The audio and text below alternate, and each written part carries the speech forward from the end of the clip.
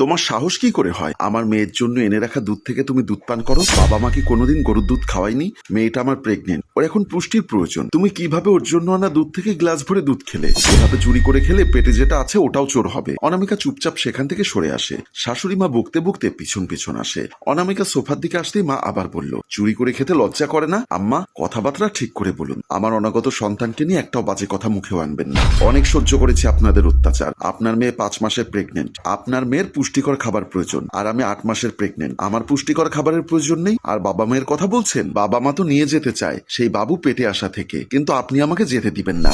আপনার মেয়েকে এখানে রেখেছেন যত্ন করার জন্য। আমি চলে গেলে রান্না বান্না কে সামলাবে? আপনার মেয়ের রেস্টের প্রয়োজন হয়, আমার নেই। অনামিকা ছোটবেলা থেকে খুব চুপচাপ মেয়ে, তাই কখনো ভালো মন্দ নিয়ে অভিযোগ তোলেনি। চোখ বন্ধ করে এক নিঃশ্বাসে কথাগুলো শেষ করে অনামিকা। কি, তোমার মুখে এত বড় কথা? এত সাহস হয়েছে তোমার? আজ ছেলে আসুক বাড়িতে, আমি এর শেষ দেখে ছাড়বো। কি করবেন? এই অবস্থায় ছেলেকে দিয়ে মার খাওয়াবেন? বুবলি বেগম রাগে অকথ্য ভাষায় অনামিকা এবং অনামিকার অনাগত বাচ্চাকে গালাগালি ও অভিশাপ দিতে দিতে বাকি দুধটুকু নিয়ে রুমের দিকে চলে যায়। বুবলি বেগম রুমের দিকে ঢুকতেই মেয়ে মিম বের হয়ে পড়ল। কি হয়েছে মা? আর বলিস না, দেখ দেখ, তোর ভাইয়ের বউ তোর জন্য রাখা দুধ থেকে সব দুধ খেয়ে ফেলেছে। এই দুধ কই পেল? ফ্রিজে ছিল। এইটুকু বাড়তি যে একটু থাকতো, তোর খাওয়ার পর সেগুলো আমি খেতাম, সেটা তোর ভাবি খেয়েছে। কথাটা শুনে মিম খুব রাগ নিয়ে বলল, ঘরে দিন দিন কাল সাপ পুষছ, একটু দুধের লোভ সামলাতে পারে না। অনামিকা রুমের ভেতর ঢুকে ননদ কথাটা জোরে বলাতে সে অনামিকার কান পর্যন্ত চলে আসে। অনামিকার কথাটা শুনে নীরবে কান্না শুরু করে দেয়। কি করিনি এদের জন্য? বিয়ের 5 বছর হয়ে গেছে, আসার পর থেকে রান্নাবান্না থেকে ঘরের সব কাজ আমি করছি, তার বিনিময়ে সম্মান তো পাইনি, পেয়েছি অবহেলার অবজ্ঞা। একটি সন্তানের জন্য কত কথা শুনেছি, কিন্তু আজ যখন আমার বাচ্চা আসতে চলেছে, তারা তখনও আমার সাথে একই ব্যবহার করছে। আচ্ছা, বাচ্চা হওয়ার পরেও কি এমন আচরণ, এমন বৈষম্য বাচ্চার সাথে করবে? তখন কি নিজের বাচ্চার থেকে আমার স্বামীর কাছে তার বোনের বাচ্চা বেশি আপন হবে? এসব ভেবে কাঁদতে কাঁদতে অনামিকা ঘুমিয়ে পড়ে। রাত 10টার দিকে রাজু রুমে প্রবেশ করে বলে, কি হয়েছে অনামিকা, এত তাড়াতাড়ি ঘুমিয়ে গেছো যে? মিম অসুস্থ, ওকে খাবার ঠিকঠাক মতো দিয়েছো? অনামিকা চোখ ডলতে ডলতে উঠে বসে বলল, ওর যত্ন নেবার জন্য তো তোমার মা আছে, তুমি আছো, তবু তুমি ওর ভাবি, ওর প্রতি কি তোমার কোনো দায়িত্ব নেই? সবার প্রতি কি সব দায়িত্ব আমার? আমার প্রতি কি তোমাদের কোনো দায়িত্ব নেই? সব যাতা শুরু করেছো। যাতা কথা কি বলছি? আমি তো প্রেগনেন্ট। তুমি আমাকে তো সারাদিনে একবারও জিজ্ঞাসা করো না আমি কেমন আছি, কিছু খেতে মন চাই কিনা। কিছু আনতে বললে বলো মনে থাকে না, টাকা থাকে না, কিন্তু বোনের বেলায় সবকিছু মনে থাকে। আচ্ছা, আমার বেলায় কি তোমার কোনো দায়িত্ব নেই? রোহান বলল, তোমার মন ভর্তি হিংসা, মন পরিষ্কার করো। আমার বোনের সাথে হিংসামি করে আমার কাছে ভালো হতে পারবে না। যাও, উঠে আমার জন্য ভাত বাড়ো, ক্ষুধা পেয়েছে। অনামিকা কথা না বাড়িয়ে চুপচাপ রোহানের জন্য ভাত বাড়তে যায়। রোহান এক লোকমা ভাত মুখে দিবে, ঠিক তখন বুবলি বেগম কাছে এসে বলল, হায় রে পুত, কি মেয়ে আনছো ঘরে, খাইয়ে পরিয়ে কাল সাপ পুষতেছি ঘরে, তোর অসুস্থ বোনটার জন্য আনা দুধ তোর বউ খেয়ে ফেলেছে। হায় রে, আমার মেয়েটাকে কত হিংসা করে। রোহান কথাটা শুনে তীক্ষ্ণ দৃষ্টিতে অনামিকার দিকে তাকায় আর বলে, এসব কি অনামিকা, কথা সত্য? হ্যাঁ সত্যি, আমার অনেক দুধ খেতে ইচ্ছা করছিল, তাই আমি একটি কাপে দুধ ঢেলে খেয়েছি। তোমার এত লোভ কেন অনামিকা? জীবনে কি দুধ চোখে দেখোনি? আমার অসুস্থ বোন, ওর এখন পুষ্টির প্রয়োজন। তুমি কি? আমি ভাবতেও পারি না। অনামিকার শাশুড়ির দিকে তাকিয়ে বলল,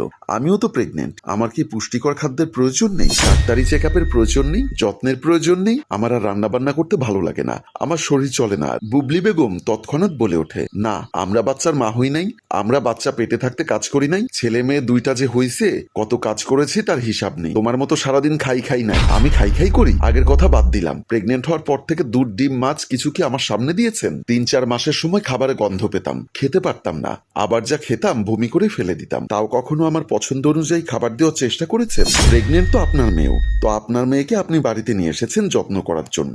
আমার মা যখন নিতে চায় আপনি কেন যেতে দেন না? আপনার মেয়ের যত্নের প্রয়োজন, ঘরের বউয়ের যত্নের প্রয়োজন নেই? ঘরের বউয়েরাও অসুস্থ হয় না? রোহান চেঁচিয়ে বলল, অনামিকা, বেশি হয়ে যাচ্ছে, চুপ করো। মায়ের সাথে এভাবে তর্ক করে কথা বলবে না, আর মানুষ এসব শুনলে কি ভাববে? এই অবস্থায় তুমি আমাকে গায়ে হাত তুলতে বাধ্য করো না। হ্যাঁ, আমি বললে বেশি হয়ে যায়। তোমার সন্তান আমার পেটে, তোমার কি একদিনও মনে হয়নি আমার সন্তানের পুষ্টির প্রয়োজন? আমার স্ত্রী পুষ্টিকর খাবার খেলেই আমার সন্তান পুষ্টি পাবে। তোমার সন্তানের জন্য কি তোমার একটুও মায়া হয় না?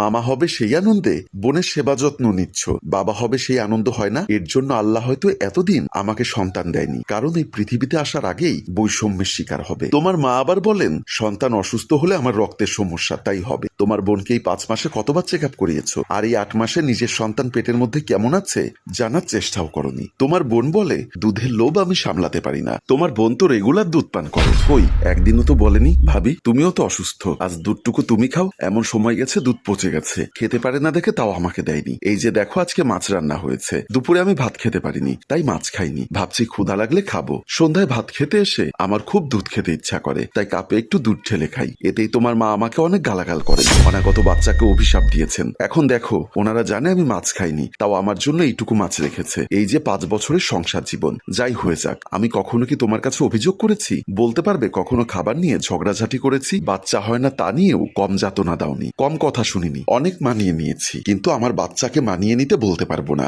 এটা আমার শত সাধনার বাচ্চা, রবের দেওয়া আমার প্রতি বিশেষ নেয়ামত। হাস্যকর বিষয় এটাই যে তোমার টাকার কেনা দুধ, ডিম, দুধ, ফল তোমার বউ বা সন্তান কিছুই পায় না, আর তুমিও চাও না তোমার সন্তান ভালো থাকুক। তার চেয়ে বরং আমি চলে যাচ্ছি আমার অনাগত সন্তান নিয়ে। তুমি তোমার বোনের দিকে খেয়াল রেখো এবং বোনের সন্তানকে মানুষ করো। এটা বলে অনামিকা কান্না করতে করতে রুমের দিকে চলে যায়। অনামিকা কান্না করে রুমে ঢুকে খাটে বসে মোবাইল নিয়ে তার বাবাকে কল দেয়। বাবা কল রিসিভ করতেই বলল, বাবা আমাকে প্লিজ এই জাহান্নাম থেকে নিয়ে যাও। রোহান চুপ করে চেয়ারের উপর বসে আছে, খাবার আর গলা দিয়ে নামে না। রোহানের মা বলে, তুই খেয়ে ওঠ, আর তোর বউ সত্যি যদি ঘর থেকে বের হয় আমি কিন্তু আর ঘরে তুলবো না। মা তুমি এখন এখান থেকে যাও, অনামিকা আমার বউ, ওর বিষয়টা আমিই দেখবো, তোমাদের থেকে যেন কোনো কথা আমি না শুনি। তারপর মা হনহন করে চলে যায়। রোহান রুমে গিয়ে খুব লাউডলি করে বলল, তোমার ব্যাগপত্র যা আছে সব গুছিয়ে নাও, এক্ষুনি তোমার বাবার বাসায় যাবে।